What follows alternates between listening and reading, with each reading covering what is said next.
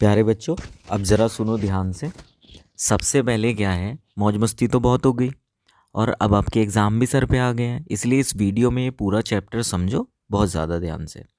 पहली बात ज़रा थोड़ी सी स्पिरिचुअल है, तो इंस्टा फेसबुक से अपना ध्यान हटा लो और यहाँ पे ले आओ। ये जो चैप्टर है आपका, ये लेटर टू गॉड, इसमें सबसे पहले क्या है, इसमें बोला है कि इंसान का जो अटूट विश्वास है वो इंसान से कुछ भी करवा सकता है।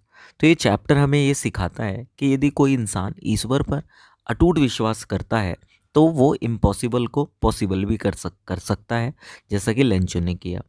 कहानी का मेन आदमी, मेन कैरेक्टर लेंचो है, जो कि एक बहुत ही मेहनती किसान होता है।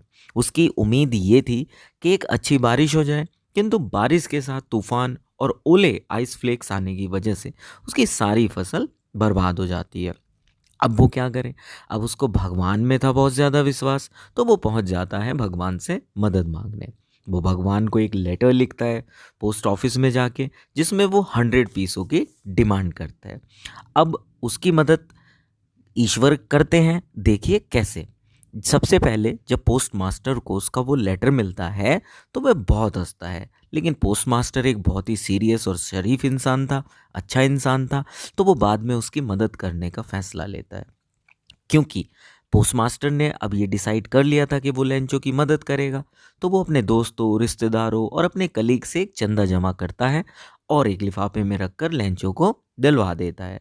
किंतु उसे देखकर लेंचो गुस्सा हो जाता है जैसे ही लेंचो को वो लिफाफा मिलता है, क्योंकि उसने 100 पीसेस मांगे थे और उसमें उसे केवल 70 पीसेस ही मिले।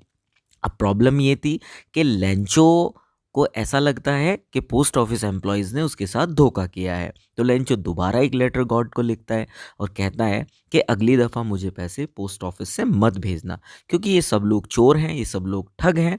Even all the post office employees are the bunch of crooks, और इन्होंने ही 30 पीसेस निकाल लिए हैं।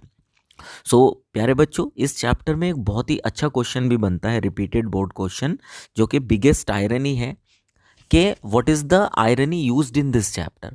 अब actually Lencho was thinking that the post office employees were the bunch of crooks, but even they were the people who helped Lencho by collecting the money. तो ये एक irony use हुई है। आयरनी में क्या होता है कि कही गई बात में और जो उसका अर्थ निकलता है, ट्रू एसेंस होता है, उसमें एक बड़ा डिफरेंस होता है, वहाँ पर आयरनी होती। जैसे टाइटैनिक को कहा जाता था कि ये जहाज कभी नहीं डूबेगा, लेकिन टाइटैनिक अपनी पहली यात्रा में ही डूब गया था। तो दिस इज़ आयरनी। कहा क्या जा रहा है कि ये जहाज कभी भी नहीं डूब सकता, बट हो क्या रहा है, जहाज पहली यात्रा में ही डूब गया। तो ये एक आयरनी है। कई चैप्टर्स में बनता है इस तरह का क्वेश्चन, ध्यान रखना, और इसी तरह की वीडियो के लिए आप हमें फॉलो कर लीजिए। Thanks and bye bye.